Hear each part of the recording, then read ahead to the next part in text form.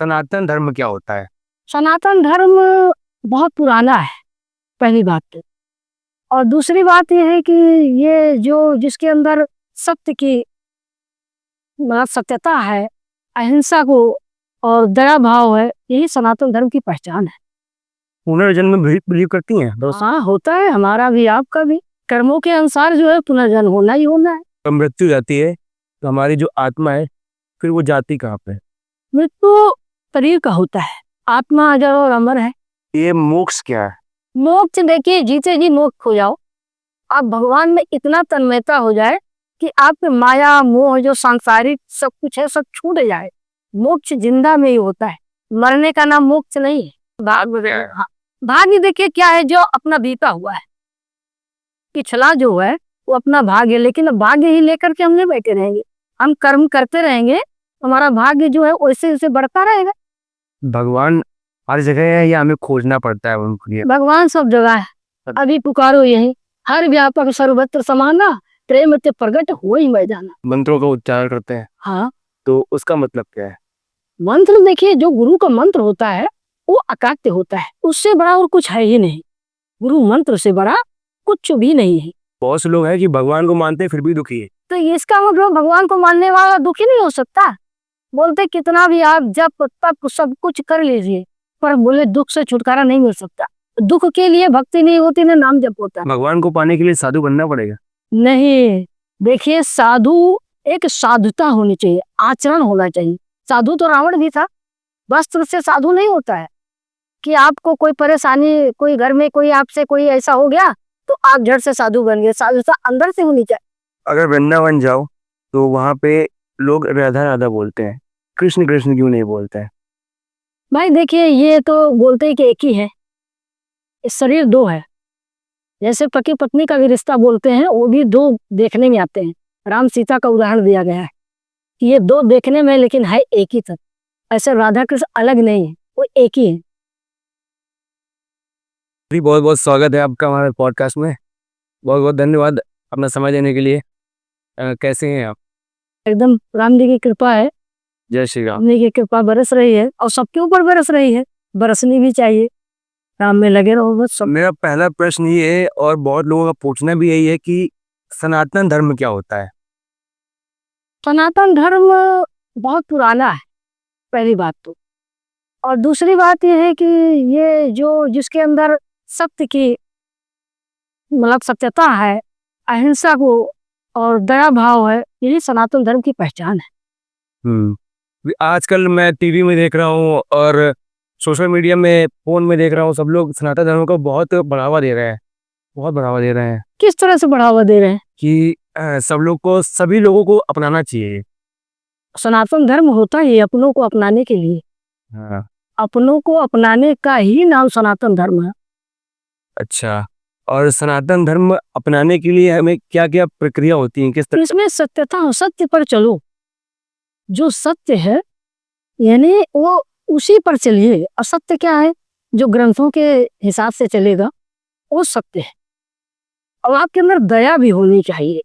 हाँ, क्योंकि सनातन धर्म का पहला मूल यही है कि आपके अंदर दया होनी चाहिए, दया भाव होना चाहिए। तब आपके अंदर जो अहिंसा आएगा, नहीं तो फिर हिंसा में आएगा।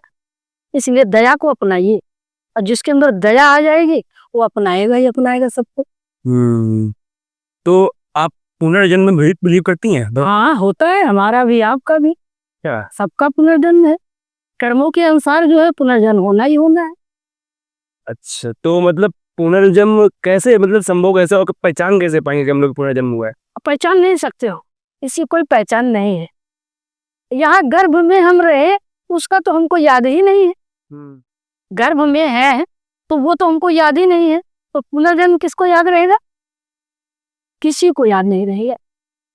ये माया है भगवान की कि आते ही गर्भ से सब भूल जाता है, और गर्भ में पुकारता रहता है, बाहर निकालिए बाहर निकालिए, आपके भजन करेंगे, आते ही भूल जाता है। तो जैसे आपने बताया कि पुनर्जन्म सच है। हाँ, एकदम ठीक है, होता है। होता है। तो जैसे हम लोग मृत्यु जाती है तो हमारी जो आत्मा है फिर वो जाती कहाँ पे? मृत्यु शरीर का होता है, आत्मा अजर और अमर है। क्योंकि गीता में भी आया है। हाँ। नयनम दहत छिंदर, मतलब जो शरीर को जला नहीं सकता, अग्नि जला नहीं सकती, वायु उसको उड़ा नहीं सकती, तो ये अनित्य है, तो इसको कोई मार नहीं। शरीर शरीर मरता है ना, आत्मा अजर और अमर, अब कहीं जाती और आती नहीं। कैसे उदाहरण दे, जैसे फ्यूज बल्ब है, जल रहा है, मान लो बल्ब फ्यूज हो गया तो बिजली कहाँ जाएगी? बिजली तो रुक जाएगी। जहाँ है वही आत्मा जहाँ है वही रहेगी। ये शरीर का मरना होता है, शरीर मरता है, आत्मा मरती नहीं है। मैंने मतलब कहानी सुनी है कि ऐसा कि जब लोग सो जाते हैं तब उनकी आत्मा उठकर पानी पीने जाती है या कहीं घूमने जाती है, ऐसा ही सच है? देखिए ये काल्पनिक है। हाँ। ये काल्पनिक है। स्वप्न में तो हम उड़ते भी हैं। अच्छा। क्या उड़ते हैं सच में? नहीं। ऐसा नहीं होता ना, ये सब काल्पनिक है। और सपना सच भी नहीं होता है, जो स्वप्न हम देखते हैं वो सच भी नहीं होता है। बट हमने खुद ऐसा मतलब किया है, अनुभव किया है कि कोई चीज हम सपने में देख रहे हैं, अगर वो चीज मेरे साथ दोबारा होती है तो हमें लगता है कि ये मेरे साथ पहले हो चुका है। ये देखिए, ये तो जीव है, कहीं भी चला जाता है। ये जीव है अंतर के, आत्मा जो है ना, ये कहीं भी जाती, कहीं का भी कुछ भी अनुभव कर सकती है, पर ये सत्य नहीं है। हाँ। नहीं, क्योंकि सपने में कुछ भी होता सत्य नहीं होता। जागने पर कुछ नहीं रहता है क्या? सपने में तो हम पहाड़ से गिरते हैं, हमको लगता है कोई गला भी काट रहा है, क्या सत्य है क्या? इसलिए सपना सत्य नहीं होता है। तो ये मोक्ष क्या है? जैसे मरने के बाद लोग बोलते हैं कि मोक्ष प्राप्ति हो जाएगी, तो मोक्ष है क्या? मोक्ष देखिए, जीते जी मोक्ष हो जाओ, आप भगवान में इतना तन्मयता हो जाए कि आपके माया मोह जो सांसारिक सब कुछ है सब छूट जाए। मोक्ष जिंदा में ही होता है, मरने का नाम मोक्ष नहीं है। मरता तो सभी है, पर कोई मोक्ष होता है क्या? मोक्ष ये नहीं है सबसे मुक्त होना। क्या? संसार के सब जो वैभव जो चमत्कार है जो आपको दिख रहा है, ये सब आपसे छूट जाए, तब आप मुक्त हो गए। तो फिर ये को कहते हैं कि मरने के बाद मोक्ष की प्राप्ति हो जाएगी, या फिर ये पूजा करवा दो तो मोक्ष की प्राप्ति हो जाएगी? देखिए ये क्या है ना, ये धार्मिकता है, नहीं हिंदू धर्म का एक धार्मिकता है। ये धर्म में जोड़ने का एक उपाय किया जाता है कि आप धर्म से जुड़िए, पर उससे मोक्ष नहीं होता है। मोक्ष तो अपने कर्मों से होगा, आप जैसा कर्म करेंगे वैसे ही आपकी गति होगी। हाँ, कर्म के अनुसार। ताकि मोक्ष बता से दिए ना, जीते जी मोक्ष होना, तो आप अभी मुक्त हो जाइए, तब वैराग्य आपके जीवन में आ जाए, अब मुक्त हो जाइए। तो जैसे आपने कहा कर्म के अनुसार, हाँ, कर्म। तो कर्म और भाग्य दो चीजें हैं। हाँ, मैंने सुना है कि कर्म से भाग्य बदलता है और भाग्य से ही जो भाग्य है वो हमारे कर्म करने से बदल जाता है। मतलब जैसे हम लोग काम करेंगे वैसे भाग्य बदलता जाएगा। बिल्कुल, एकदम। अभी चाहो अभी आप अपने भाग्य देखिए क्या है, जो अपना बीता हुआ है, पिछला जो है वो अपना भाग्य, लेकिन भाग्य ही लेकर के हम नहीं बैठे रहेंगे। हम कर्म करते रहेंगे, हमारा भाग्य जो है वैसे वैसे बढ़ता रहेगा। हमारे कर्म जैसे होंगे वो भाग्य हमारे खराब भी होंगे, अच्छे भी होंगे। तो भाग्य क्या पहले से लिखा होता है? लिखा रहता है, लेकिन मेट भी सकते हैं। अच्छा, मेट सकते हैं। हाँ, मेट सकते हैं।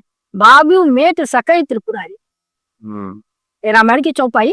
बाबू मेट सके त्रिपुरारी, मतलब जो है नाम से सब कुछ मिट सकते हो। भगवान का नाम ऐसा है कि वो मिट सकता है। अच्छा, हाँ, भगवान का नाम मिट सकता है, ये बात मुझे भगवान का नाम नहीं मिट सकता। भाग्य जो भाग्य बता रहे हो, बाबू मेट सके त्रिपुरारी, मतलब बोलते हैं इसको भगवान शंकर भी, बाबू मेट सके न त्रिपुरारी, मतलब शंकर जी भी नहीं मेट सकते हैं भाग्य को। भाग्य को कोई, हाँ, कर्म से आप जो है बदल सकते। कर्म आप करोगे, कर्म के द्वारा आपके भाग्य बदल सकते हैं। कर्म ही प्रधान है। कर्म प्रधान विश्व करी रखा, जो यह करे सो तो तब पलता खा। भगवान हर जगह है या हमें खोजना पड़ता है उनको लिए? भगवान सब जगह है, अभी पुकारो यही, हर व्यापक सर्वत्र समाना, प्रेम ते प्रगट हो ही मैदाना। शंकर जी बोले हैं रामायण में। सब लोग परेशान थे, देवता लोग परेशान थे, गौ माता परेशान थी, पृथ्वी माता परेशान थी कि भगवान को कहाँ खोजे, क्योंकि परेशान थे। उनको राक्षसों के द्वारा उनके सब मतलब विपत्ति उनको दिखाई दे रही थी, संकट में पड़े थे। बोले भगवान को कहाँ खोजे, तो शंकर जी चौपाई को बोले हैं कि हर व्यापक सर्वत्र समाना, प्रेम ते प्रगट हो ही मैदाना। आप प्रेम से जहां बुलाइए भगवान सब जगह है। प्रहलाद ने पुकारा था, खंबे में प्रकट हो गए थे भगवान, कहीं खोजने की जरूरत नहीं है। भगवान खोजने वाला कोई वस्तु है क्या? भगवान वस्तु को खोजा जाता है, भगवान खोजने वाली वस्तु नहीं। मतलब हम अभी पुकारो, अभी तो पुकार पुकारने का तरीका मतलब मंत्र है या कोई नाम जप है? नहीं, ना तो नाम है, जप है, ना कोई मंत्र है। मंत्र के द्वारा कोई पुकार नहीं होता, पुकार होता अंदर से। पुकार कब होगी? जब आपको किसी चीज की जरूरत होगी, आपको अंदर से पीड़ा होगी, तब आपके अंदर पुकार प्रकट होगा। कैसे? द्रौपदी का जब चीरहरण हो रहा था, तब उनको लगा कि कोई हमको बचा नहीं रहा। अब उनका अंदर से दुखी हो गई एकदम। अब उनकी चाहना क्या हो गई? पुकार की, क्योंकि अब कोई बचा नहीं रहा उनको। तब वो पुकारने लग गई तो भगवान देखिए आए, चीरा अवतार। सारी उस चीर मतलब तीर बढ़ाए ना, इसलिए उनको उस समय जो है चीरा अवतार कहा गया। इसको पुकार से आते हैं। तो वैसे मेरा प्रश्न है ये कि नाम जप और जो बोलते हैं मंत्र उच्चारण, उसमें अंतर क्या है? देखो, नाम जप क्या है? नाम जप से तो आप कुछ भी कर सकते हो। आप जो चाहो, जो चाहो, मतलब ये संसार से लेकर के ऊपर परमात्मा तक की आपकी प्राप्ति हो सकती है। संसार के सारी वस्तुएं आप प्राप्त कर सकते हो नाम जप से, और भगवान तो है ही है प्राप्त। नाम जप तो ऐसा है कि उसका तो कोई बोल ही नहीं सकता, वाणी नहीं है उसकी, कोई वाणी नहीं बोलने की। मंत्रों का उच्चारण करते हैं तो उसका मतलब क्या है? मंत्र देखिए, जो गुरु का मंत्र होता है वो अकाट्य होता है। उसको मतलब जो है, उससे बड़ा और कुछ है ही नहीं। गुरु मंत्र से बड़ा कुछ भी नहीं है, लेकिन उसमें विश्वास होना चाहिए। मंत्र जाप मम दृढ़ विश्वास। मंत्रों में अच्छा भरोसा करे तो वो मंत्र भी काम करता है। एकदम जो चाहो, बता ना, संसार से लेके परमात्मा तक, जहां चाहो आप। अगर बिना मन से अगर मंत्र जप रहे हैं तो कोई नहीं नहीं, ऐसा नहीं है, ऐसा नहीं है। मंत्र आप जाप करिएगा तो काम तो करेगा वो। भोजन करेंगे आप बिना मन से करेंगे तो पेट नहीं भरेगा? भरेगा। भरेगा। तो मंत्र आप जाप करिए, वो काम करेगा अपना, लेकिन उतना नहीं करेगा, उतना नहीं करेगा जितना जो चीज पूर्ति नहीं होगी। जितना आपको आवश्यकता है, जो आप चाहते हो, वो नहीं होगा, पर काम करेगा वो अपना। भगवान को याद करते हैं तो ध्यान लगाने का सही तरीका क्या है? देखिए, ये मन जो होता है ना, ये मन वायु की तरह है। इसको आप सोचो को पकड़ कर कोशिश करें, हम पकड़ ले, तो जब आप वायु को नहीं पकड़ सकते तो मन को नहीं पकड़ सकते। तो कहीं भी जाए, आपका काम केवल नाम लेना है। नाम लीजिए, आप उसके मन की चिंता मत करो। मन कहाँ जा रहा, मन का काम जाने का, वो एक न एक दिन फिर वापस आएगा वो, क्योंकि इसमें ताकत होती है ना। मन को पकड़ने के लिए नाम का आप जोर जोर से उच्चारण करिए। जो धीरे करके आप मन करके बैठ के करेंगे ना, तो वो मन इधर उधर जाएगा। लेकिन जोर मतलब स्वर में करिए तो फिर मन कहीं जाता नहीं, तन्मयता हो जाता उसमें। इसीलिए सबसे पहले भगवान नाम ले करके फिर जो है, चाहे भागवत कोई करता है, चाहे राम कथा या चर्चा करता है, वाणी से जो निकालता है, इसलिए कि मन स्थिर हो जाए। आवाज से मन जो है स्थिर होता है। बहुत से लोगों को पूजा करने में मन नहीं लगता है, आलस आता है, नींद आती ये है। तो प्रमाद है, ये तो जो है ना, क्या है ना, खान पान की वजह से है। हाँ, आपका सात्विक विचार है, आप सात्विक भोजन करिएगा और कम करिएगा तो आपका मन लगेगा। और आप इतना खा लेंगे कि आप बैठने से भी आपको तकलीफ होगा, तो भगवान का भजन कैसे करेंगे? कम खाइए, दम खाइए, तब भजन पूरा आपके अंदर बैठेगा और काम भी करेगा। तो क्या एक गृहस्थ भी भगवान को पा सकता है? एकदम पा सकता है। उदाहरण दे। और क्या उसी तरीके से उनका पालन भी कर सकता है? हाँ, एकदम कर सकता है। गृहस्थ को मिले ही है, किसी संत महात्मा को तो आज तक कभी इतिहास में नहीं आया, लेकिन गृहस्थ को तो आ गया इतिहास में। ध्रुव क्या थे? ध्रुव जी गृहस्थ से, और प्रहलाद जी भी, वो भी परिवार के थे। मिले कि नहीं मिले? और ऐसा साक्षात्कार में देखिए तो रामायण में विभीषण जी को मिले, राम जी गृहस्थ ही तो थे, वो भी तो गृहस्थ में ही थे। गृहस्थ में तो बहुत बड़े सुगम है। तो मतलब हम लोगों को जो मैं बोलते हैं कि जो तरीका होता है भक्ति करने का, तो गृहस्थ को वो सारे तरीके करने पड़ते हैं? कोई तरीका नहीं, जो कठिनाइयां आती हैं और जो जो पालन करने पड़ते हैं वो सारे पालन करने पड़ते हैं? कुछ पालन नहीं करना पड़ता है। गृहस्थ में रविदास जी जूते और चमड़े का काम करते थे, कौन सा पालन किए? आप अपना कर्म करिए, भगवान का नाम लीजिए, आपका कर्म भी आपका भरण पोषण भी होगा और भगवान की भी प्राप्ति होगी। भक्ति में भी नाम आपका आ जाएगा। जैसे सभी लोग आज के युग में अभी सभी लोग तो पूजा करने की तरफ बढ़ रहे हैं। एक कलयुग जो चल रहा है, बहुत से लोग ऐसे जो पूजा में भक्ति में मन नहीं लगाते हैं और बहुत से लोग लगा रहे हैं। और जो लगा रहे हैं उनसे मेरा प्रश्न ये है कि अगर वो भगवान को मानते हैं फिर भी लोग दुखी क्यों हैं? बहुत से लोग हैं कि भगवान को मानते हैं फिर भी दुखी है। तो इसका मतलब भगवान को मानने वाला दुखी नहीं हो सकता। बोलते कितना भी आप जब तप सब कुछ कर लीजिए पर बोले दुख से छुटकारा नहीं मिल सकता। दुख के लिए भक्ति नहीं होती ना नाम जप होता है। दुख का तो आपका कर्म भोग है वो। ये आप काहो न को सुख दुख कर दाता, लिखित कर्म भोग सब भ्राता। तो दुख सुख तो अपने कर्मों का है, इसमें भगवान से क्या लेना देना है। जो पूजा नहीं करते भगवान की वो बहुत खुश हैं और जो बहुत भक्ति करते हैं वही दुखी रहते हैं। भाई देखिए, जो हमारे आपके बैंक में जो पैसा है वो पैसा आप निकालते रहिएगा तो एक दिन खर्चा होगा ना। तो हमारा जो पुण्य है, अभी हमको दिख रहा कि हमारे पास गाड़ी है, बंगला है, जो भी है, तो ये हमारे पुण्य है। लेकिन जिस दिन ये बैंक का पूरा आपका पैसा खत्म हो जाएगा तो फिर आपके पास क्या रहेगा? तो फिर वही दुख आएगा। पुण्य और पाप पुण्य और पाप यही है भाई। पहले आप पुण्य भोग रहे हो तो आपको देखने में सबको आ रहा है कि नहीं, ये तो बड़ा धर्मात्मा थे, तीर्थ जाते थे, भजन करते थे, फिर भी दुख भोग रहे हैं। क्यों भोग रहे हैं?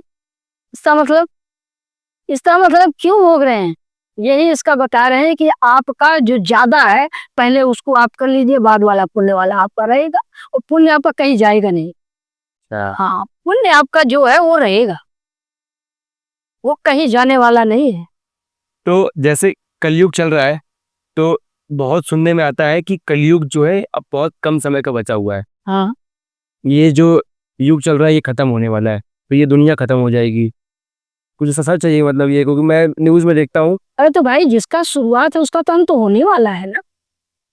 और शुरू होगा तो अंत होगा ही होगा, वो तो अंत एक दिन है ही है। हाँ? तो कलयुग में मुझे लगता है कि बहुत से लोग अच्छे काम करते हैं या बहुत भक्ति की राह पे चलते हैं, मगर उनको जब ये पता चल रहा है कि अब सब खत्म होने वाला है तो ईश्वर ही एक है जिनके पास जाकर के हम सुखी रह सकते हैं। हाँ, तो पहले क्यों नहीं जा रहे थे ये लोग? भाई उनका पाप इतना बड़ा हुआ, कैसे जाएंगे? पाप जब खत्म होगा तभी वहां तक पहुंचेंगे। पाप ही तो आड़े आता है, उनके कर्म ही ऐसे हैं कि नहीं जा सकते। जब कर्म उनके खत्म हो गए तब उनके अच्छे संत मिलेंगे, अच्छे जो है कोई संगति मिलेगी, उनके अच्छे साथी मिलेंगे। तो पुण्य के द्वारा सब मिलते हैं। पुण्य ही आपका है जो आपका अच्छे लोगों से मिलाता है, अच्छे धर्मों पे आपको चलाता है, अच्छे कर्म कराता है। और पाप ही आपको कि आपको ऐसे ऐसे संगति मिलेगी कि आप डूब के चले जाओगे। तो ये किसी के नहीं, आपके कर्मों से। हाँ, आपके पुण्य और पाप की वजह से। आपका पुण्य है तो आपका साथी सब, अगर पुण्य खत्म है तो फिर खत्म उसी जगह से। तो अगर ये दुनिया ही खत्म हो गई, ये युग खत्म हो गया, तो भगवान क्या फिर से धरती पे आएंगे? हाँ, तो भागवत में आ गया, पहले से दिन तारीख निश्चित हो गया। अच्छा, हाँ, दिन तारीख सब निश्चित है, भागवत में आ गया है। हाँ, भगवान अवतार होंगे, अवतार लेंगे। भगवान तो अवतरित होते ही है। और पहली बात, भगवान कब अवतार लिए? जब जब होई धर्म कह हानि, 12 असुर अधम अभिमानी। जब अत्याचार बढ़ जाता है ना, पापाचार होने लगता है, तो भगवान को फिर रहा नहीं जाता, फिर उनको आना पड़ता है। फिर आना पड़ता है। पर इंतजार रहता है, इंतजार करना पड़ता है। वही संकट में जो साथ दे वही अपना है। असफलता से सफलता की जो यात्रा होती है वो बहुत कठिन होती है। लोग इतनी मेहनत करते हैं, हर तरह से मेहनत करते हैं, बहुत कठिन होती है। तो मतलब इसकी जो यात्रा है वो हम लोग तय कैसे करें? देखिए, असफलता और सफलता भगवान के हाथ पर है। कर्म आप करिएगा लेकिन फल ईश्वर के हाथ में होता है।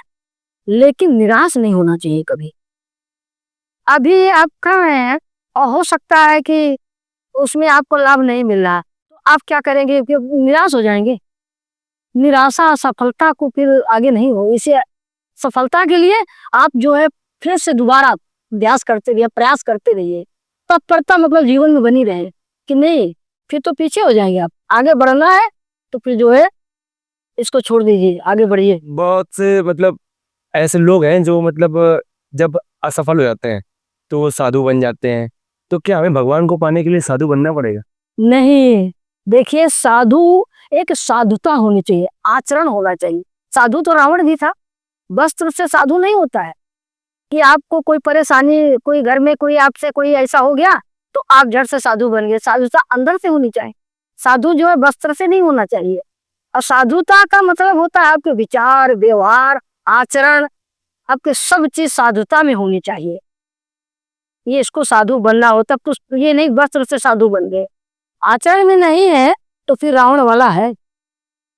और ज्ञान तो होना ही चाहिए हर तरह से। ज्ञान होना ही। हाँ, तो आज के युग में वेदों का ज्ञान बहुत इंपॉर्टेंट है, क्या जरूरी है? मतलब वेद हमारी भूख है। अच्छा, हाँ, वेद हमारी भूख है। अगर भूख नहीं लगेगी, आप भोजन करोगे तो अपाच्य हो जाएगा। और अगर आप वेद को लेकर के आप कोई काम करेंगे ना तो फिर अपाच्य नहीं होगा, पाच्य हो जाएगा। इसलिए वेद के अनुसार चलना ये अपने जो है सनातन धर्म में बहुत जरूरी है। अपने के सबको ये मतलब ये भूख मिटा रहे हैं ना। आपको भूख में अगर आपको कुछ भी मिल जाएगा तो आपको फिर वो फायदे ही फायदे, नुकसान नहीं होगा। लेकिन बिना भूख का आप खाएंगे तो नुकसान करेगा। इसलिए वेद हमारा भूख है। वेद शास्त्र बहुत जरूरी है, उसके अनुसार चलना है। और यही लुप्त हो रहा है। हाँ, यही लुप्त हो रहा है, इसको बहुत जरूरी है। जैसे भगवान को पाने के लिए या भक्ति करने के लिए हमें क्या खुद से कर सकते हैं या गुरु की जरूरत पड़ती है? गुरु बहुत जरूरी। गुरु की पहचान हम लोग कैसे करें कि ये नहीं सही गुरु है हमारे लिए? देखिए, गुरु की पहचान हम कैसे कर सकते हैं? पहली बात तो गुरु पहचानने वाला विषय नहीं। हम इसका मतलब गुरु से भी श्रेष्ठ है क्या जो गुरु को हम पहचान सकते हैं? हैं? हाँ, कुछ तो मतलब ऐसी काबिलियत होती होगी जो हमको पहचानना चाहिए। उसके लिए तो भाई जो है एक आप गुरु से ही कोई योजना बनाइए। जैसे आपको लगे कि हम गुरु को पहचानना है तो बोलिए वो शिष्य का एक, वो शिष्य जो है मतलब तलवार चलाने में बहुत निपुण था, तो गुरु से ही बोला कि हम सब जगह से जो है जीत कर आए, लेकिन हम आपसे भी एक बार हम जीतना चाहते हैं गुरु से। तो गुरु बोले ठीक है, लेकिन गुरु का तरीका, तब पहचान की बात बता रहे हैं। गुरु ने एक तरीका निकाला, लिया तो म्यान बहुत लंबी, मतलब जितना हम फैला रहे हैं, और लेकिन उसमें रखा औजार छोटा से। और वो शिष्य ने देखा, म्यान को तो देख लिया और सोचा कि ये छोटा से रख रहे हैं, उस बड़ा बनाया म्यान, तलवार भी बड़ी उसमें डाल दिया। अब तैयार हुए दोनों लोग लड़ने के लिए। जैसे बोले निकालो, तो गुरुजी की तो छोटी सी थी, निकल आई। और वो जो शिष्य था बड़ी म्यान और बड़ी तलवार निकाले में समय लगे। तो गुरु की पहचान हो गई कि नहीं हो गई? आज के युग में कैसे कर सकते हैं हम लोग? आज के युग में देखिए क्या है, आप जैसे भी आपको समझ में आए, आपको लगे कि आपको इनसे कुछ मिल रहा है। देखिए, दत्तात्रेय ने 24 गुरु बनाए थे। आपको किसी से कुछ अच्छा मिल रहा है, समझ में आ रहा है, तो फिर समझ लो गुरु है। जैसे हमारी या फिर कष्ट दूर कर रहा हो। गुरु कष्ट नहीं दूर करते हैं। अच्छा, हाँ, उसके लिए तो आपको उपाय बताएंगे। आप नाम जप करिए, नाम जप से ही आपको सब कुछ हो सकता है। हाँ। और जरूरी नहीं कष्ट दूर होगा। प्रेमानंद जी का कष्ट कहाँ दूर हो, ये मानने के ऊपर है। आप लग जाओ भगवान में तो अपने आप पीछे हो जाएगा, उसमें मन नहीं जाएगा। फिर ये तो मन जहाँ जाता है वही आपको बताता है कि ये हो रहा है। मगर उनका तो कष्ट दूर हो गया ना, राधा राधा नाम जप में। यही बात तो हम बताना चाहते हैं। दूर नहीं है, वो मन को उसमें लगा दिया, इसलिए कष्ट को समझते ही नहीं। अपना काम कर रहा है, ये अपना काम कर रहे हैं। आप अपना काम भगवान में लगा दीजिए मन, और जो होगा वो होने दीजिए। मतलब जिस चीज के बारे में सोचोगे वही दुख ज्यादा देगा। हाँ, उसमें मन मत लगाइए। हाँ, मन आप भगवान में लगा लीजिए, तो सारे कष्ट दूर हो जाएंगे अपने आप पे। जब दिमाग ही नहीं जाएगा तो फिर वो याद ही नहीं रहेगा। मन को बताया कि एक प्रेत है।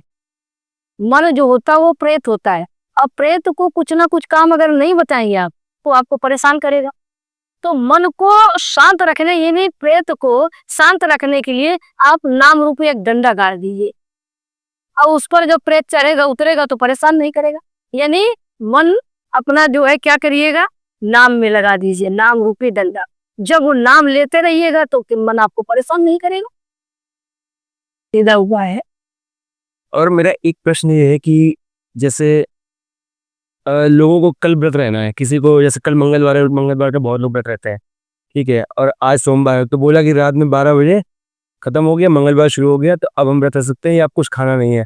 या फिर बोलते हैं कि आज हम मदिरा वदिरा कर ले रहे हैं, और 12 बजे के बाद से नहीं करना है, कोई व्रत रहना है या किसी भगवान का दिन है इसलिए नहीं करना है।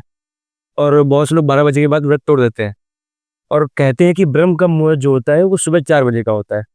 तो हमें किस वक्त व्रत तोड़ना चाहिए या किस वक्त से हमारा जो भगवान का दिन है वो शुरू हो जाता है? देखो, भगवान का कोई समय निर्धारित नहीं कि इस समय से इस समय, भगवान हर समय है। हर समय जो आप करेंगे सब भगवान का ही समय है। कोई समय अलग से बनाया ही नहीं है, क्योंकि भगवान के अलावा कोई समय बना नहीं सकता। तो उसमें ब्रह्म मुहूर्त में क्या होता है, एक क्लियर हो जाता है लाइन। ब्रह्म मुहूर्त का जो बोलते हैं, जैसे आप पहले जो है लाइन चलता था, फोन आदमी करने जाता था तो दिन भर जाए तो बिजी बताता था, सभी लाइनें व्यस्त हैं।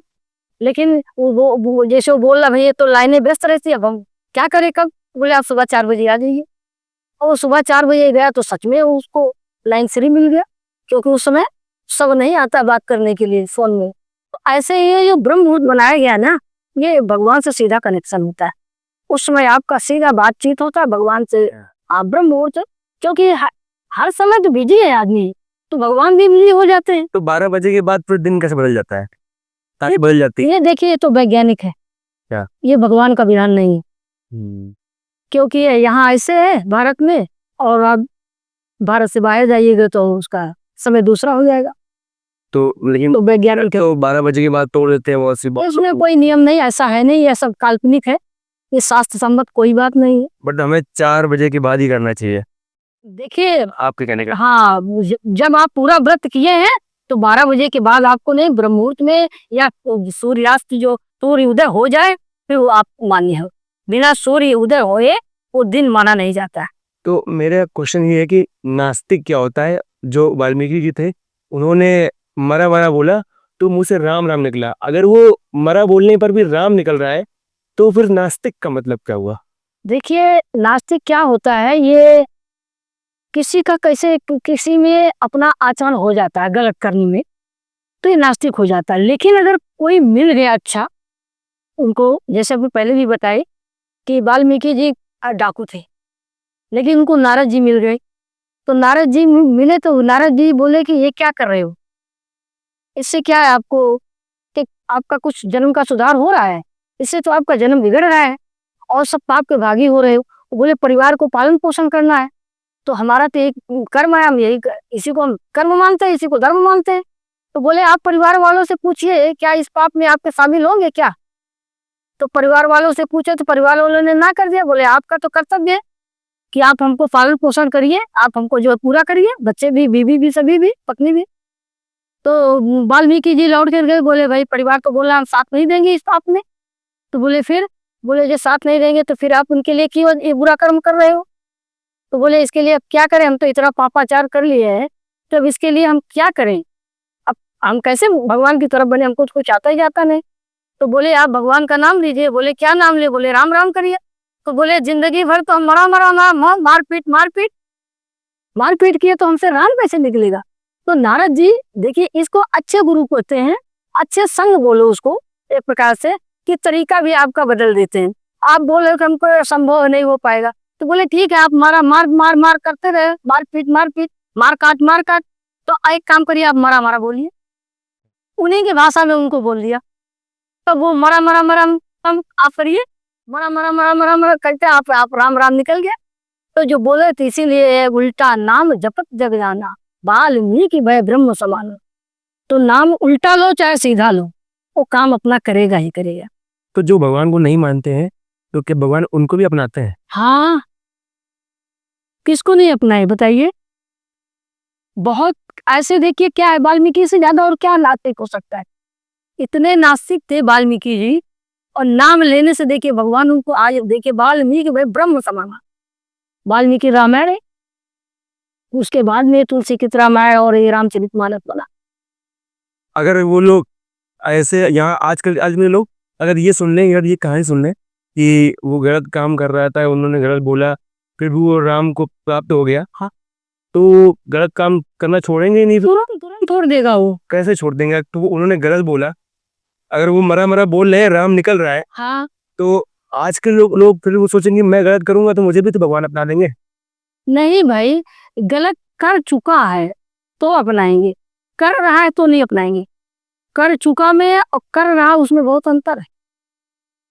कर रहा उसमें को नहीं अपनाएंगे, वाल्मीकि जी कर चुके थे, जो मरा मरा किए तब उनको अपनाए। तो जैसे आपके कहने का मतलब कि पुराने जैसे जो हमारे पाप हैं, अब पुण्य करने तो पुराने बट तुरंत तुरंत एक नाम लेने से, एक नाम लेने से, एक चिंगारी जैसे है, जितना ढेर सारा कूड़ा कचरा इकट्ठा हो, उसमें एक माचिस की तीली आप लगा दीजिए, तुरंत जल जाता है। कि राम नाम क्या है? माचिस की तीली अग्नि है। तो एक नाम लेते हो तो तुरंत भस्म हो जाता है। नाम इसीलिए होता ही है, जलाने सारे पापों को जलाने के लिए होता है, नष्ट करने के लिए नाम होता है। तो हम वापस से फिर से सनातन धर्म की तरफ आते हैं और पूछते हैं कि सनातन धर्म इतना पुराना धर्म क्यों है? बहुत पुराना धर्म है। भाई इसका कोई आदि है ना अंत है, इसको कोई बता भी नहीं सकता कि कब बना है सनातन धर्म और कब इसका अंत होगा, इसीलिए उसको पुराना कहा जाता है। क्यों नहीं बता सकते? इसका कोई पता ही नहीं, आदि अंत लिखा है। लिखा किसी ने तो लिखा होगा। भाई देखो, अब ऐसे बताया गया, संतों के मुख से हमने सुना है कि सनातन धर्म अनादि है, इसका न कोई आदि है न कोई अंत है, अनादि है। शुरुआत कहाँ से हुई थी इसकी? अब भाई धर्म के अनुसार बताए गए हैं, सब कोई नाम लेता है कि अपना सनातन धर्म है, बाकी इसका कोई निश्चित समय नहीं बताया। सनातन धर्म में सारे भगवान आते हैं? सभी आते हैं। सारे भगवान क्या होते हैं? सारे भगवान के मतलब हर धर्म के भगवान आते हैं या सिर्फ सिर्फ हिंदू धर्म के भगवान आते हैं? हर भगवान के भगवान अलग अलग नहीं होते, भगवान तो एक ही है, उसको आपने नाम अलग अलग दे दिया है। भगवान एक है। जैसे चार बेटे हो तो पिताजी सामने खड़े हैं, तो क्या बोलोगे कि हम सबके पिता हैं? बोलोगे मेरे पिताजी, यही तो बोलोगे ना। तो भगवान हमारे हैं, केवल ये बोलिए हमारे हैं, और वो अपना बोलेंगे कि हमारे ये हैं, वो हमारे ये है, जो अपना उनका नाम होगा। नाम तो वो रखे हैं, नाम भगवान थोड़ी रखे हैं। बहुत से लोगों के मन में ये एक प्रश्न बहुत गूंजता है, बहुत सुनना चाहते हैं, जानना चाहते हैं कि अगर हम भक्ति स्टार्ट करें तो कौन से भगवान की भक्ति स्टार्ट करें? ये तो बोल रहे हैं, पहले भी बोल रहे हैं, भगवान कौन से है? भगवान तो एक ही है। आपको पता है भगवान एक है, हमें पता है, आपने बताया भगवान एक है, मगर जिसमें आपकी रुचि है। हाँ वही मतलब सत्ता है जी, हनुमान जी, जिसमें आपकी श्रद्धा हो। अच्छा हाँ, आप चुनाव कर लीजिए, आपकी जिसमें दुर्गा में, काली में, हनुमान जी में, शंकर जी में, जिसमें आपकी श्रद्धा हो, राम जी में, कृष्ण में, राधा जी में, ये आपकी श्रद्धा के ऊपर है। जिसमें आपकी श्रद्धा हो, काम वही करेगा। काम एक ही, चार पाई में चार पाए होते हैं, चारों नहीं आप पकड़ सकते, एक पकड़ के खींचिए, तीनों अपने आप चले आएंगे। तो बस एक को पकड़ लीजिए, बस आपको सब तरफ नहीं फैलना है। अब कोई आप कर रहे हैं हनुमान जी का, फिर कोई बोल देगा शंकर जी का, नहीं, एक प्यार से दृढ़ता होनी चाहिए। अगर वृंदावन जाओ तो वहां पे लोग राधा राधा बोलते हैं, कृष्ण कृष्ण क्यों नहीं बोलते हैं? भाई देखिए, ये तो बोलते हैं कि एक ही है, शरीर दो है। जैसे पति पत्नी का भी रिश्ता बोलते हैं, वो भी दो देखने में आते हैं। राम सीता का उदाहरण दिया गया है, ये दो देखने में, लेकिन है एक ही तत्व। ऐसे राधा कृष्ण अलग नहीं है, वो एक ही है, चाहे कृष्ण बोलो चाहे राधा बोले, एक ही है। मगर बोलते हैं कि अगर कृष्ण जी को पाना है तो राधा राधा बोलना पड़ेगा। भाई वो अपनी महत्वता दिए है ना। हाँ, जैसे आप अपने घर में आप बोलो कि देखिए हमारी पत्नी जो कहेगी उसी से, ये तो आपकी श्रेष्ठता है ना, ये आपने उसको महत्व दिया है। ये भगवान श्री कृष्ण भगवान महत्व दिए हैं। हाँ, और कोई बात नहीं। ऐसे ही राम जी का नाम लोगे तभी हनुमान जी भी प्राप्त हो जाएंगे अपने आप। भाई जहाँ राम जी वहाँ भक्ति के वो अपने आप। ये भक्त जो होता क्या है, राम जी हनुमान जी के पीछे पीछे नहीं चलते हैं, राम जी को चलना पड़ता है हनुमान जी के पीछे। हनुमान जी राम जी के पीछे नहीं चले, भक्त के पीछे राम जी चलेंगे। हाँ, भक्ति में इतनी ताकत होती है कि भक्त के बस में, भगत के बस में है भगवान, भजन भी गाया जाता है ना। तो भक्ति में ताकत ज्यादा है। भगवान बोलते हैं हमारे पीछे चलने से कुछ मिलने वाला नहीं। अयोध्या से चले थे सारे अयोध्या के वासी लोग, लेकिन राम जी के साथ चले। राम जी तमसा तीर पर ही जा करके उन लोग सो गए, भगवान आगे बढ़ गए। और भरत जी गए थे तो चित्रकूट तक सबको लेके गए थे। यानी भक्त ही राम जी तक का, भगवान तक का पहुंचाएगा, भगवान से मिलाएगा। भगवान बोलते हैं हम अपने आप किसी को नहीं मिलते, अगर हमको पाना है तो भक्त के हमारे पैर पकड़ लो, हाँ। भगवान बोलते हैं, भगवान हमारे भक्त के शरण हो जाओ, उनके शरण में आने। अरे क्यों संतों की पूजा हो रही? क्योंकि संत को आप पकड़ लीजिए, भगवान फिर तो भगवान ऐसे मिलेंगे नहीं, ये भी समझ लीजिए। बिना किसी के आप पकड़े भक्ति ऐसे मिलती नहीं है, और मिल भी गई तो कहने का मतलब आप किसी के शरण हो संत एक रास्ता है भगवान तक पहुंचने का। पहुंचने का। भक्त बताए ना, भरत जी राम जी तक ले गए और राम जी छोड़ के चले गए। ये किस लिए? हम लोगों को समझाने के लिए कि नहीं तो फिर सीधा जो है भक्तों को तो हमारे कोई पहचान ही नहीं होगा, हमारे भक्त यूं के त्यों हो जाएंगे, कोई महत्व ही नहीं रहेगा। इसलिए बोले जो हमारे तक पहुंचना, जैसे मोदी जी से आपको मिलना है तो क्या डायरेक्ट आप मिल सकते हैं? किसी का तो आपको लेना पड़ेगा। ऐसे ही राम जी हैं, राम जी से मिलना है तो आप किसी भक्त का शरण हो जाइए, भक्त के में भक्तों को पकड़ लीजिए। आज मुझे बहुत मतलब नई नई चीज़ें सुनने को मिली। अभी मैंने और भी पॉडकास्ट करे, उन्होंने अपने अपने जो मन के विचार थे वो बताए, लेकिन आज इसमें मुझे कुछ अलग विचार सुनने को मिले। काफ़ी अच्छा लगा मुझे सुन के। बहुत बहुत धन्यवाद मुझे समय देने के लिए। और मतलब मैं चाहूँगा कि अगली बार जब मैं दोबारा फिर से अगर करने आऊँ, मुझे मौका मिले तो कुछ नई बातों के साथ में हो, ताकि लोग और भी कुछ सुनना चाहें तो सुन सकते हैं। बिल्कुल, ये राम जी की कृपा ऐसे आपके ऊपर बनी रहे। हम नहीं तो बोल नहीं रहे, हम तो राम बोल हर जगह बोलते हैं कि राम जी ही बोलते हैं। ये समाधान तो राम जी करेंगे ना, हमारे में क्या है जो हम समाधान करेंगे। इसलिए आपको बहुत बहुत धन्यवाद, आपने भी हमको एक मौका दिया। अरे मैंने नहीं दिया, भगवान ने दिया। हाँ, भगवान की कृपा है, राम जी की कृपा हमारी, जो आपको माध्यम बना दिया। हमारे भी अंदर की ये जिज्ञासा थी। बहुत अच्छी बात है, बहुत बहुत धन्यवाद आपका। और दोस्तों आप लोग सुनिए पूरा, और अगर जो भी आपको अच्छा लगे तो उसमें कमेंट करिए, नीचे बताइए हम लोगों को कि आपको कौन सी लाइन और कौन सा सेक्शन बहुत अच्छा लगा है। धन्यवाद।